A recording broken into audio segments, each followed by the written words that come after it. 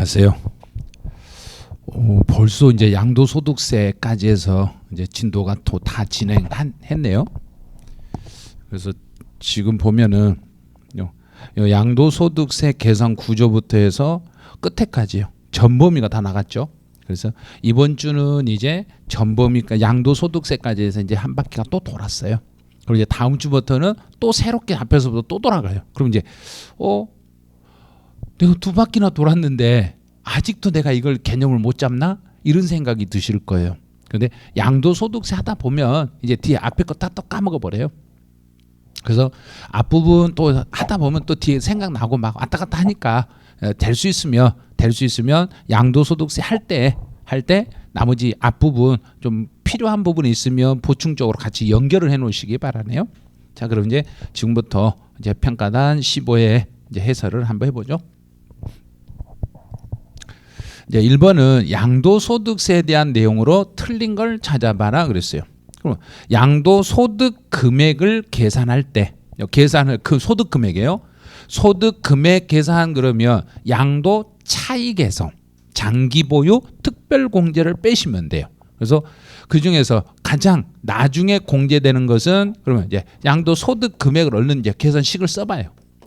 양도 차익에서 장기 보유 특별 공제를 이걸 빼면 이렇게 빼면 양도소득 금액이 나오니까 양도소득 기본공제 계산하는 거 틀렸네요. 1번 바로 틀렸죠. 아마 근데 이거 많이 틀리셨을 거예요. 이 문제는. 네, 총 수익 금액은 양도 가액하고 같은 말이라겠죠. 또 양도 차익은 양도 가액에서 필요 경비를 공제하면 돼요. 양도 소득 금액은 양도 가액에서 필요 경비를 공제한 금액에 장기 보유 특별 공제를 공제한 금액으로 한다. 여기서 알려줬죠. 그래서 양도 소득 금액을 계산할 때 제일 나중에 빼는 거 여기 있죠. 장기 보유 특별 공제 이걸 제일 나중에 빼는 거예요. 그다음 100분의 70은 미등기요. 미등기에 대해서는 양도소득 기본공제도 적용하지 않고 또 장기보유 특별공제도 안 돼요. 그래서 장특공제도 이것도 받을 수 없습니다. 이렇게 적용되지 않는다 그랬죠. 그래서 틀린 건 1번 이게 틀렸어요. 자, 문제 2번. 옳지 않는 걸 찾아봐라 그랬네요. 양도와 취득 당시에 실거래가 확인할 수 있으며 실거래가 확인이 되면은 실거래가가 우선이에요. 근데 취득 가액을 실거래가로 계산하는 경우에 자본적 지출액은 필요 경비에 인정이 되는데 인정을 받으려면 증명 서류를 수치 보관을 하고 있거나 이게 있거나 만약에 이게 없으면은 금융거래 증빙 서류에 의해서 확인이 되시면 돼요. 그다음 세 번째로 취득 당시에 실거래가를 확인할 수 없으면 1번은 매매 사례가액, 2번은 감정가액, 3번이 환산취득가액, 4번이 기준시가. 그러면 3번 틀렸네요. 자, 3번 틀렸죠, 순서가. 그다음 4번 양도가액을 매매 사례가액으로 하는 경우에도 취득가액에 대한 실거래가액이 확인되면 취득가액은 실거래가로 가겠습니다. 이게 가장 어려워요. 양도가액을 매매 사례가액으로 했더라도 실지 가액으로 그대로 인정을 해주는 거예요. 실거래가하고 똑같다고 인정해 주는 거예요. 그래서 실거래가하고 똑같다고 인정하니까 취득 가액도 실거래가가 먼저 1번이 적용돼야 돼요. 실거래가가 1번이 되고 만약에 실거래가가 없으면 매매 사례가액으로 가고 그래도 없으면 감정가액으로 가고 그래도 없으면 환산가액을 이렇게 적용해 주시면 돼요. 양도가액을 기준시가로 했으면 취득가액도 기준시가로 해주시면 되겠네요. 이제 문제 3번. 취득가액에 대한 설명을 옳지 않는 거. 자, 요거는 작년에 법이 개정됐으니까 조심하셔야 돼요. 폐 없이 잔존 재화에 대해서 납부를 한 게 있네요. 부가가치세를 내가 납부했어요. 그럼 원래 내가 낼 게 아닌데 내가 부가가치세를 냈더라면 그 부가가치세는 취득가액 계산에 포함하겠습니다. 내가 자체 부담했으니까 그 금액은 취득가액에 포함합니다. 그럼 3번은 1번이 답이에요. 근데 4번은 현재 가치 할인 차금으로 계상을 했어요. 이 말은 현재 가치 할인 차금이라는 것은 추가 이자 추가 부담이라고 생각하세요. 이자를 내가 추가로 부담했으니까 당연히 그렇게 하기로 했으니까 취득가격 계산에 포함하겠습니다. 이렇게. 이제 상속이나 증여를 받았을 때는 상속 개실 현재 평가한 그 금액을 취득 당시 실거래가로 인정을 해주시면 돼요. 그다음 네 번째 이것도 작년에 법이 개정이 됐네요. 지적 제조사를 하면서 공부상의 면적이 증가돼서 조정금으로 징수했으며 그 조정금은 취득 가격하고 아무 상관이 없습니다. 요거는 단순히 조정금에 해당하는 거지 취득 가격이라고 말해서는 안 됩니다. 근데 5번은 다른 소득에서 이미 필요경비에 산입했다. 다른 데서 이미 필요경비에 산입했으니까 이미 다른 데서 써먹었으니까 양도에서는 다시 이중으로 계산해 드릴 수는 없겠습니다. 그런 거예요. 제 문제 4번. 자, 문제 4번이요. 필요경비로 옳은 걸 찾아라 그랬어요. 이제 여기는 옳은 거요. 실질 거래가액에 의해서 당초 약정하여 거래가액의 지급길에 지연으로 추가로 발생했다. 지급길에 지연으로 추가로 발생했으니까 그 이자 상당액은 취득 원가에 포함하지 아니한다. 1번이 맞았네요. 1번이 정답이에요. 2번은 자본적 지출액도 필요 경비로 인정이 되는데 증명서를 수치 보관하지 않았네요. 안 했어요. 그러면 금융거래 증빙에서 확인됐네. 확인됐으면 둘 중에 하나가 있으니까 인정한다가 되는 거예요. 둘 중에 하나만 있으면 인정할 수 있어요. 그다음에 세 번째로 감가상각비를 공제하는 것은 취득가액을 실질 거래가액으로 하는 경우에만 적용하니까 취득가액을 환산가액으로 하더라도 이 환산가액은 실거래가하고 똑같은 걸로 봐주는 거예요. 이게 실질 거래가액으로 인정을 해주기 때문에 인정하기 때문에 적용하지 아니하는 게 아니라 적용한다. 그다음 매각 차손 나오죠. 매각 차손은 매매 상대방과 관계없이 관계없이가 아니죠. 관계없이가 아니라 전액을 인정을 받으려면 금융기관에다가 매각을 하면 여기에다가 매각했을 때는 전액을 필요경비로 인정을 받아요. 그런데 금융기관 이 외에다가 매각했을 때는 금융기관 한도액만큼만 인정이 돼요. 금융기관 한도까지만 인정이 되겠습니다. 취득세는 납부 영수증이 없으며 납부 영수증 있든 없든 상관없어요. 요즘은 영수증이 없더라도 필요경비로 인정된다. 왜냐하면 전산 작업 다 돼 있다 있잖아요. 전산돼 가지고 전산상으로 확인만 하면 되기 때문에 영수증이 없어도 인정을 받아요. 이제 5번 문제로 가죠. 5번은 그래서 필요경비로 인정되지 않는 것 찾아라 그랬어요. 양도소득세 신고서 작성 비용이나 재건축 부담금이나 또는 또 지출한 이용의 편의를 위해서 지출한 비용, 이게 자본적 지출이에요.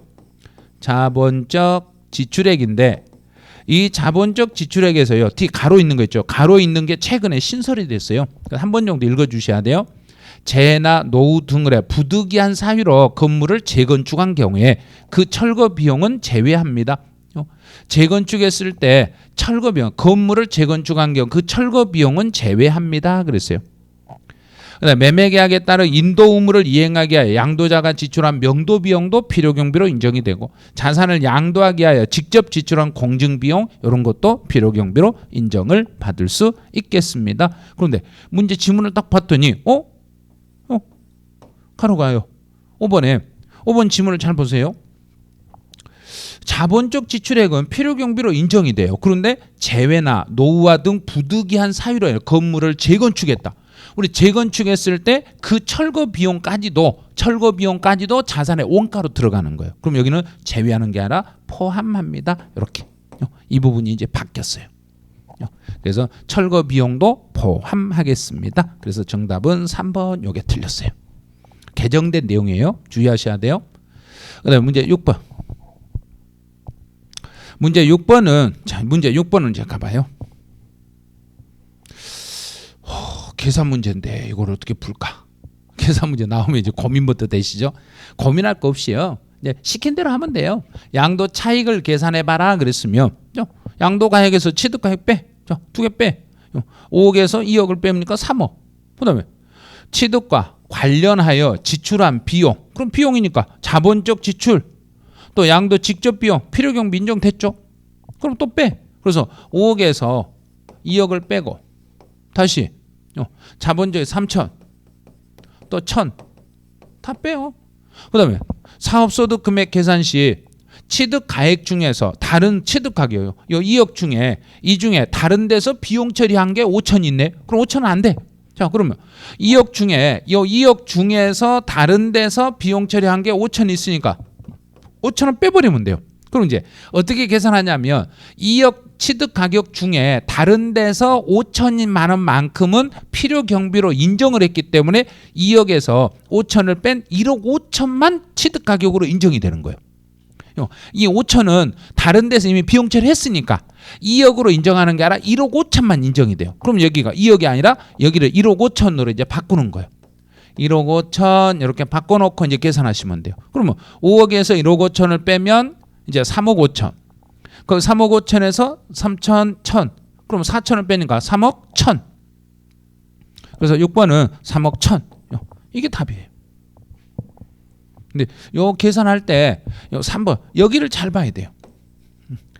취득 가액 중에서 그래. 취득 가액 중에서 이 중에서 다른 소득에서 이미 필요 경비로 산입한 게 있으니까 취득 가격 안에서 다른 소득에서 이미 비용 처리한 거 그거는 빼내 버리라는 이야기예요. 그거 빼고 난 나머지만 가지고 판단해 주시면 됩니다.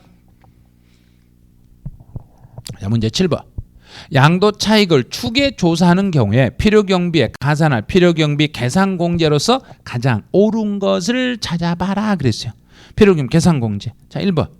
등기된 토지 건물은 3% 맞았네. 미등기는 양도 당시가 아니라 취득 당시. 취득 당시의 기준 시가의 0.3%. 여기가 틀렸어요. 그다음에 지상권 취득 당시 감정가액이 아니죠. 감정가 아니라 기준 시가. 기준 시가의 7%. 그다음에 부동산을 취득할 수 있는 권리. 취득할 수 있는 권리는 1%. 비상장 주식 여기도 1%. 엄청 어렵게 내놨죠. 자, 1번. 1번이 정답이 돼요. 그다음 문제 8번. 장기보유 특별공제를 받을 수 있는 것은 미등기 안 되죠. 네, 보유기간이 3년 이상이고 등기된 비사업용의 토지다. 가능하네요. 조합원으로부터 취득한 조합원 입주권 안 돼요. 조정 대상 지역에 있는 주택으로서 1세대 2주택도 안 돼요. 외국에 있는 것도 안 돼요. 그럼 8번은 2번이 답이에요. 자, 9번. 장기보유 특별공제에 대한 내용으로 틀린 거. 1번은 70%. 그럼 미등기네요. 미등기 건물에 대해서는 원칙적으로 적용하지 않습니다. 비사업용의 토지고 등기된 경우에는 적용을 하지 않는 게 아니라 3년 이상만 보유하며 3년 이상 보유했더라면 장기보유 특별공제 가능해요. 그다음에 이제 3년 이상이고 고가주택이고 3년 이상이더라 하더라도 적용되지 않는다. 가능해요. 1세대 1주택이고 자, 이제 여기서 이제 조심해야 될 게. 자, 여기서 두 개 비교해 드릴게요. 1세대 1주택 고가주택 1세대 1주택 고가주택이면 자, 원칙은 매년 8%씩 증가를 해요. 그런데 여기서 매년 8%씩 증가를 하려면 반드시 2년 거주 요건을 충족해야 돼요. 근데 2년 거주를 못했다. 2년 거주가 안 됐다. 그랬을 때는 매년 2%씩 증가돼요. 2%씩 증가해서 최고 한도는 30%밖에 안 돼요. 그래서 2년 거주 요건을 충족하면 최고 한도는 80%까지 한도 인정이 돼요. 여기까지 인정이 되는데 2년 거주를 안 하면 근데 여기서는 고가주택이면 3년 이상이더라도 못 받는다 그랬으니까 바로 틀린 거예요. 못 받는다 그랬으니까 틀린 거예요. 그런데 여기서는요. 법령에 따라서 적용되지 장기보유 특별공제 적용되지 아니한다 그래놨죠. 그다음에 이제 장기보유 특별공제액은 건물의 양도 가액이 아니라 양도 차익 양도 차익의 보유기간별 공제율을 곱하여 계산하겠습니다. 그 다음에 보유기간이 10년이고 등기되고 상가 건물은 보유기간이 10년이고 등기된 상가 건물의 보유기간별 공제율은 그러면 여기는 곱하기 매년 2%씩 2%니까 2%씩 그랬으니까 여기는 30%가 아니라 20%.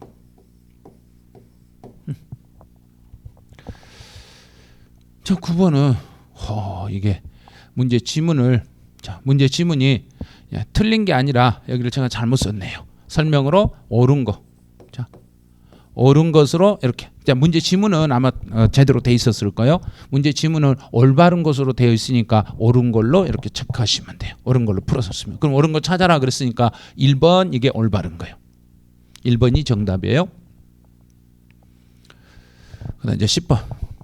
10번은 지문이 엄청 복잡하게 보이네요. 장기보유 특별 옳지 않는 거. 1번은 토지 건물로서 등기되고 3년 이상인 것 및 조합원 입주권은 장기보유 특별공제를 적용할 수 있고 또 조정 대상 지역에 있는 1세대가 주택하고 조합원 입주권을 각각 하나씩 가지고 있으니까 2개네요. 2개를 가지고 있으니까 장기보유 특별공제는 적용하지 않습니다. 외국에 있는 것은 안 됩니다. 또 장기보유 특별공제 계산할 때 보유기간은 원칙은 취득일로부터 양도일까지 가는데 단 2월 과세가 적용이 됐을 때는 증여한 배우자가 취득한 날로부터 계산합니다. 이제 5번에 상속받은 자산에 대해서는 근데 가업 상속 공제가 적용되는 게 아닙니다 그랬어요. 그러면 상속을 받았을 때는 보유기간은 피상속인이 취득한 날로부터 기산하는 게 아니라 상속 개시일로부터 가는 거예요. 상속 개시일로부터 양도일까지 갑니다. 그래서 답은 5번이 틀렸네요. 이제 문제 11번. 기본공제에 대한 설명을 옳지 않는 거. 양도소득 기본공제는 보유기간 3년 이상인 등기된 자산에 한하여 틀렸네요. 보유기간하고 아무 상관없어요. 보유기간하고 상관없이 등기만 되어 있으면 무조건 공제를 받을 수 있습니다. 그래서 미등기 상태에서는 공제를 못 받아요. 국내 자산 상구분 부동산과 주식과 파생상품으로 구분해서 종류별로 각각 250을 공제하시고 고가주택인 경우에도 등기만 돼 있으면 공제받을 수 있어요. 기본공제는 무조건 등기만 되어 있으면 가능해요. 그다음에 감면소득이 있는 때는 해당 감면소득금액 외의 양도소득금액 감면이 있으면 감면을 제외한 나머지에서 먼저 공제를 해주시면 돼요. 그래서 1번이 틀렸어요. 네, 12번 가보죠. 옳지 않는 거. 1번은 국외 외국에 있는 경우에 장기보유 특별공제는 적용받을 수 없지만 기본공제는 가능해요. 또 등기된 비사업용의 토지에 해당하는 경우는 등기됐으니까 장기보유 특별공제도 가능하고 기본공제 모두 적용하지 않는다 틀렸네요. 둘 다 적용을 받을 수 있습니다. 그럼 12번은 2번이 정답이 돼요. 3번. 법원의 결정에 의하여 등기가 불가능한 것은 미등기로 팔아도 법원이 등기를 못하게 막았으니까 등기가 기본공제나 장기보유 특별공제 다 받을 수 있어요. 이게 여기에 등기의제란 이야기예요. 등기의제 규정입니다. 조정 대상 지역의 1세대가 주택과 조합원 입주권을 각각 하나씩 가지고 1세대 2주택이 됐을 때는 이 경우는 장기보유 특별공제는 받을 수 없지만 기본공제는 받을 수 있습니다. 장기보유 특별공제를 3년 이상을 보유해야 되지만 기본공제는 그런 거 필요 없습니다. 그런 거 필요 없습니다. 그래서 이 문제에서 완전히 틀린 것은 2번 요게 틀렸어요. 네, 12번은 2번이 틀렸네요. 네, 13번. 세율로 옳지 않는 걸 찾아봐라 그랬어요. 보유기간이 1년 미만인 전세권은 50%, 1년 이상 2년 미만 부동산을 취득할 수 있는 권리는 40%, 1년 6개월 법령의 규정 1세대 2주택이다. 1년 6개월이면 1년 6개월이고 등기됐네요. 그래서 1년만 넘으면 6에서 42%. 틀렸네요. 3번 틀렸어요. 네, 미등기는 볼 것도 없이 70%. 자, 2년 6개월이고 비사업용의 토지다. 그러면 16에서 52%. 그 정답은 3번. 근데 세율에 대한 설명으로 가로 안에 들어갈 내용으로 옳은 걸 찾아라 그랬어요. 1세대 3주택이면 1년 미만이네요. 1년이 안 됐을 때는 기본 세율에 3주택이니까 20%를 더한 세율을 적용하여 계산한 것과 또 이제 1년이 안 됐으니까 40% 세율을 비교해서 둘 중에 큰 색으로 갑니다. 자, 큰 것, 큰 것, 큰 것. 40%, 40%, 40%. 그 다음에 20%. 그럼 답은 2번.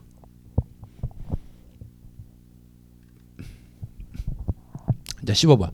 옳은 걸 찾아라 그랬어요. 미등기. 미등기 상태로 팔아버리면 비과세가 원칙적으로 미등기는 2년 이상을 보유한 1세대 1주택에 대해서는 비과세를 받을 수 없다.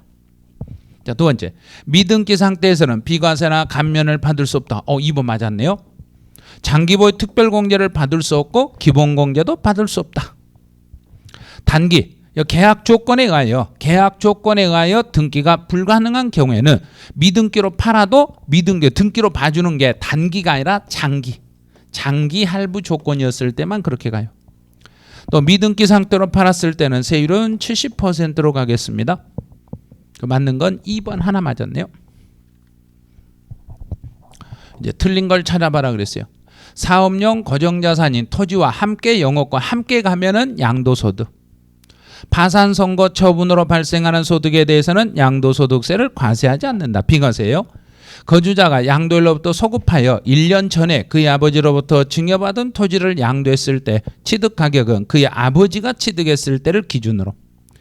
또 지상권은 토지하고 지상권은 종류가 같아요. 토지하고 지상권은 부동산이라는 큰 테두리 안에 같은 종류이기 때문에 서로 간에는 통산할 수 있다. 없는 게 아니라 있다. 양도 담보 계약을 체결한 후에 채무 불이행으로 변제 충당이 되며 소유권 이전으로 봐서 양도한 것으로 본다. 자, 그럼 이거는 4번이 정답이네요. 17번. 가로 안에 들어갈 내용으로 올바르게 연결된 거 그랬네요. 양도소득세를 감소시키기 위하여 부당하게 거주자가 누구에게 자산을 증여한 후에 그랬어요.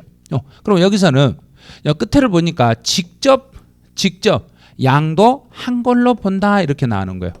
그러면 다시 타인에게 양도한 경우에는 증여자가 증여로부터 5년 안에 그럼 여기는 특수관계인이 되겠네요. 특수관계인에게 자산을 증여한 후에 그 자산을 증여받은 자가 증여로부터 5년 이내에 타인에게 양도했을 때는 이런 경우에는 증여자가 그 자산을 직접 양도한 걸로 보겠습니다. 그래요. 이제 특수관계자 5년 증여자가 직접 양도다. 그래서 답은 5번. 18번 지문으로 가보죠. 18번은 보니까 배우자, 거주자 갑은 배우자에게 그러면 2월 과세라는 거예요. 배우자란 말이 딱 뜨는 순간 2월 과세예요. 그러면 취득가액은 증여한이니까요. 갑이라는 사람이 3억에 취득했으니까 3억으로 가야 되겠네요. 취득가액은 3억. 이 문제에서 옳은 걸 찾으라고 그랬어요. 올바른 것. 두 번째, 취득의 시기는 그랬으니까요. 이날요. 취득 시기는 2020년 3월 1일이 됩니다. 맞았네요. 그다음에 갑이 양도 차익 계산 시 갑의 증여세 산출세액은 공제할 수 없는 게 아니라 필요 경비로 산입이 돼요. 필요 경비에 산입을 해서 인정을 해줘요. 그다음에 갑과 을은 연대 납세 의무가 있다. 틀렸죠. 부부간에는 연대 책임 없어요. 그다음에 납세 의무자는 이제 거주자 갑은 배우자 을이 취득한 토지를 그랬으니까 을이 취득한 걸 갑에게 넘겨줬으니까 납세 의무자는 갑이 되는 거예요. 갑이 되는데 수증자인 갑이 납세 의무자를 지겠습니다. 그래서 여기서는 옳은 걸 찾으라 했잖아요. 옳은 걸 찾으라 했으니까 18번은 2번이 답이 돼요. 자, 19번. 옳지 않는 걸 모두 골라라. 옳지 않는 걸 모두 골라라 그랬어요. 부동산을 양도한 경우 예정 신고 기한은 양도일로부터 잘못됐죠. 양도일이 속하는 달의 말일부터 2개월. 과세 표준이었거나 결손금이 발생했을 때는 확정 신고를 아니할 수 있다가 아니라 반드시 하여야 된다. 또 국내에 주소가 없는 거주자의 양도소득세 납세지는 그 거소지로 한다. 그러면 주소지가 없으면 거소지로 가는 거 맞았어요. 예정 신고와 관련 무신고 가산세가 부과된 경우에 그 부분에 대해서는 확정 신고와 관련 다시 부과되지 아니한다. 그러면 예정 신고 때 이미 가산세가 부과돼 버렸으며 이미 부과됐으며 다시 또다시 확정 때 또다시 가산세를 부과하거나 그렇진 않아요. 이것도 맞았네요. 근데 옳지 않는 걸 찾으라 그랬어요. 옳은 게 아니에요. 옳지 않는 걸 찾으라 했으니까 기역, 니은에서 1번이 답이 돼요. 근데 이거 아마 분명히 디귿, 니은에서 5번 찍은 사람이 좀 있을 거예요. 1번이 답이 돼요. 자, 이제 20번. 옳은 걸 찾아봐라 그랬어요. 옳은 걸. 자, 옳은 거요. 1번은 국외 자산을 양도했을 때 양도소득세 계산할 때 외국에서 세금을 냈으면 그 세금은 필요 경비에 산입하는 방법만 틀렸네요. 필요 경비로만 있는 게 아니라 산출 세액, 세액 공제와 필요 경비 선택이에요. 둘 중에 하나를 알아서 본인이 선택해서 공제하는 거지 필요 경비만 인정하는 거 아니에요. 그다음에 국외 자산을 양도했을 때는 우리나라에 5년 이상 주소를 둔 사람이 한해서 납세 의무를 지고 틀렸네요. 근데 실거래가를 확인할 수 없는 경우에는 양도 당시의 현황을 반영한 시가에 따르되 시가도 확인이 안 되면 대통령령이 정하는 방법으로 갑니다. 3번 맞았네요. 국외 자산을 양도할 때는 기본 공제는 가능한데 장기 보유 특별 공제는 안 돼요. 국외 것은. 또 외국에 외화를 차입하여 자산을 양도하여 발생하는 소득으로서 환율 변동으로 환차익이 발생이 됐으면 이거는 이제 내가 돈을 외국에서 돈을 빌려 가지고 그 돈을 갚으면서 환차익이 발생했기 때문에 양도소득의 범위에는 포함하지 않습니다. 이건 양도소득이 아니에요. 단순히 환율 차이로 인하여 이득을 본 거지 이거를 이런 걸 가지고 양도소득이라고 말할 수는 없습니다. 그래요. 벌써 끝났네요. 봐요. 여러분들이 이제 그 저녁에 12시에 이렇게 해설 강의가 올라오니까 지금까지 기다리시느라고 엄청 힘들으셨을 거예요. 그래서 어떤 분들은 이 해설 강의를 다 들으시고 주무시더라고요. 그런데 이제 많은 분들이 그 주무시기 전에 선생님 고맙습니다 하고 막 글을 써놓은 것들이 있어요. 그런 것들. 그래서 그런 부분들을 너무 고맙고 여러분들이 또 글을 많이 써주고 또 구독도 눌러주시고 좋아요도 많이 눌러주셔가지고 저희들이 일하는데 좀 편하거든요. 그러니까 혹시 자 이거 오늘의 멘트가 이제 있어요. 내일에는 2가지 자료가 있습니다. 그랬어요. 오늘이 아니라 내일이에요. 내일. 하나는 불안, 하나는 믿음.